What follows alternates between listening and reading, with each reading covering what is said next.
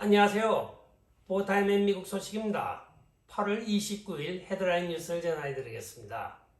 보타임엔 오늘의 첫 번째 소식을 전해드리겠습니다. 도널드 트럼프 대통령의 트루ଥ 소셜이 상표 등록을 하기 위하여 미국 상표 등록청에 신고를 하였으나 오늘 거부를 당하였습니다. 거부의 사유는 바로 페러 트루ଥ 소셜이라는 일반 단체가 있고 또한 더 트루ଥ 네트워크라고 하는 종교단체의 소셜미디어가 있기 때문입니다. 트루트라는 말이 여기저기 들어감으로써 트루트라는 이름의 특허 상표 등록을 할 수 없다고 특허청에서는 발표하였습니다. 도널드 트럼프 대통령은 6개월 이내에 이 신청을 하여 정정을 할 수가 있습니다. 특허 상표청은 USPTO라고 한다. USPTO는 United States Patent Trademark Office의 약자입니다.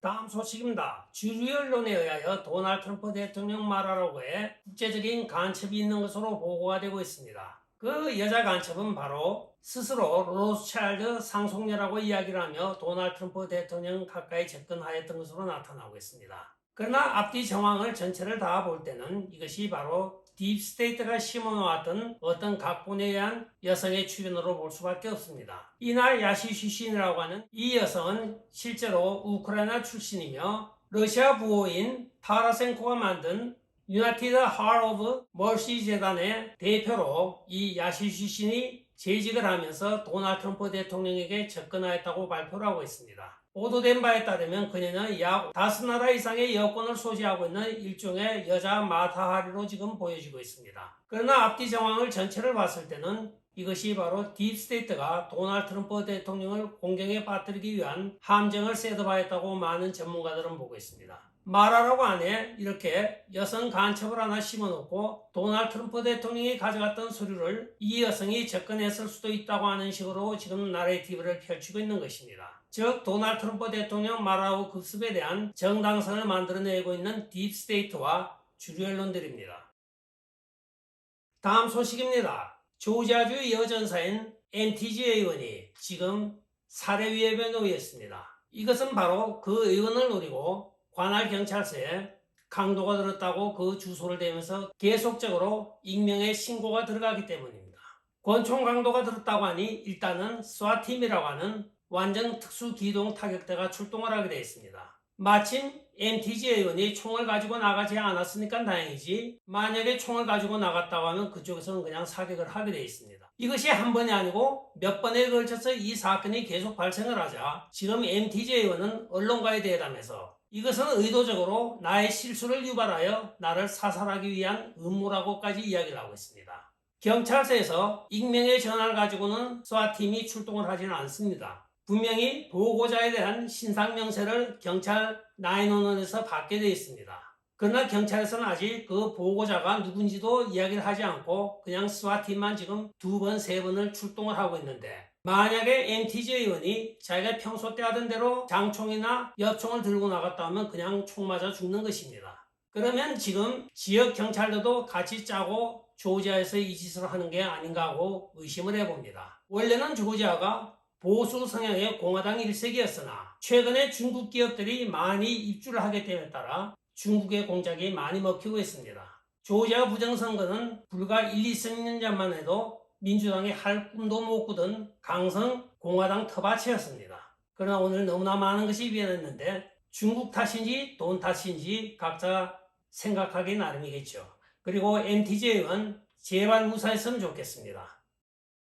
다음 소식입니다. 도널드 트럼프 대통령 재임 시절에 UN 대사를 지냈던 니키 헤일리의 Stand for America라고 하는 비영리 재단법인의 세금 보고 내용이 오늘 진보 언론 매체에 의하여 폭로가 되고 있습니다. 이 사실에 대하여 니키 헤일리 전 UN 대사는 이것은 범죄 행위라고 하면서 비난을 하고 있습니다. 원래 IRS에 보고가 된 개인이나 또는 개별 재단법인의 세금 보고 내용은 본인들이 원하지 않는 한은 공개를 하거나 남에게 전달할 수가 없게 되어 있는 것입니다. 그런데 IRS가 어떻게 이 자료를 진보 매체에 넘겼는지 지금 진보 매체가 이것을 보도하고 있습니다.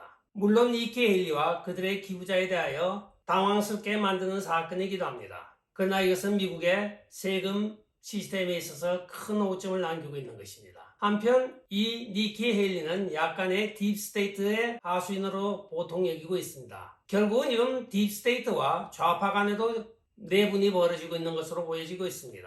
무슨 이유인지는 모르지만 지금 딥스테이트와 민주당 좌파 쪽에서 어떤 충돌이 있는 것으로 보여지고 있습니다. 다음 소식입니다. 인디애나주에 소재하고 있는 BP, 즉 브리티시 페트롤리엄의 정유사가 화재로 인하여 폐쇄가 되었습니다.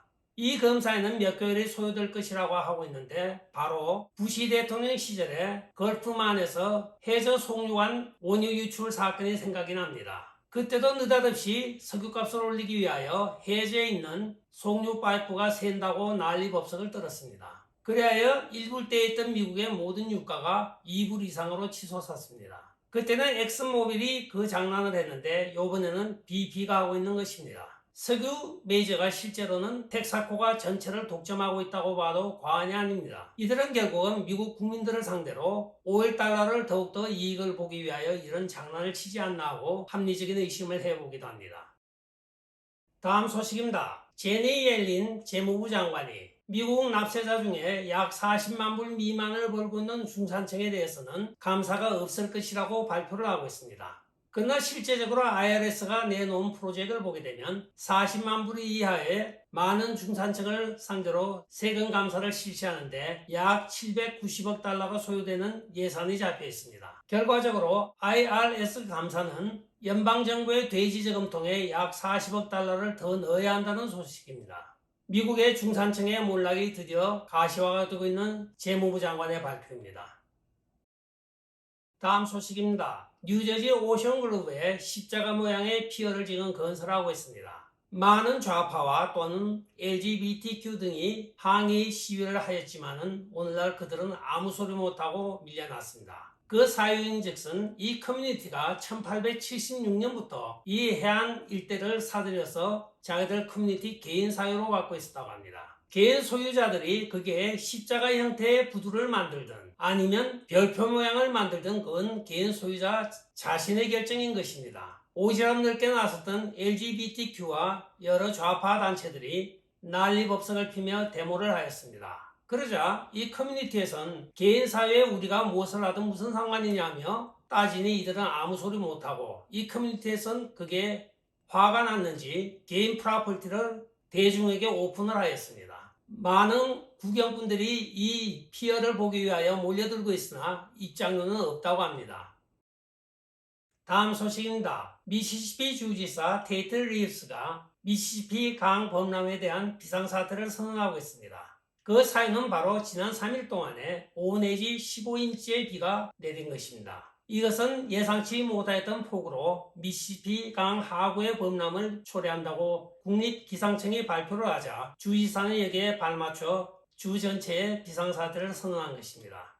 이는 강 수위가 월요일 오전에 약 36피트가 넘어갈 것으로 전망되어짐에 따라 주지사가 부랴부랴 주 비상사태를 선언한 것입니다. 많은 주민과 여행객들이 각별히 주의를 요하는 발표입니다.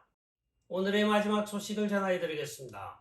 뉴욕 웨스트 빌리지라고 하는 부촌에서 한 여성이 10대 딸과 개 한 마리 데리고 입주를 하였습니다. 렌트비는 한 달에 7,000불을 주기로 하고 들어왔지만 그녀는 돈을 내지 않았습니다. 세입자였던 글래드스톤은 그래프트라고 하여 낙서 전문 아티스트이기도 합니다. 낙서만 하는 것이 아니고 나무 사유재산에도 아예 낙서를 하고 있는 셈입니다. 이 글래드스톤은 2019년부터 3년이 되도록 돈 한 푼 땡전 내지 않고 그게 계속 살고 있으며 팬데믹 구제금융 또는 렌트 보조금 등등을 계속 신청하면서 1불도 내지 않았다고 합니다. 무슨 재주가 있었는지 3년을 버티다 결국은 이번에는 집주인이 법정에서 승소를 하여 쫓아냈는데 더욱더 가관인 것은 월요일인 29일날 그 집에 다시 입주하기 위하여 항소를 한다고 합니다. 집주인 입장에는 1년에 8만 불씩 3년이면 거의 25만 불 가까이 손해를 보았는데 아주 세입자 하나 잘못 뒀다가 된통 혼이 나고 있습니다. 그리고 밝혀진 바에 따르면 주변에 같은 패턴으로 많은 집주인들에게 해를 끼쳤다고 합니다. 그러면 이 여성은 전체적으로 종합해 볼 때 일생 동안에 과연 몇 번의 집세를 냈는지 궁금하기만 합니다. 끝까지 시청해 주셔서 감사합니다. 좋아요, 구독, 알림 그리고 공유 부탁드리고 댓글 많이 부탁드리겠습니다. 안녕히 계십시오. 바이.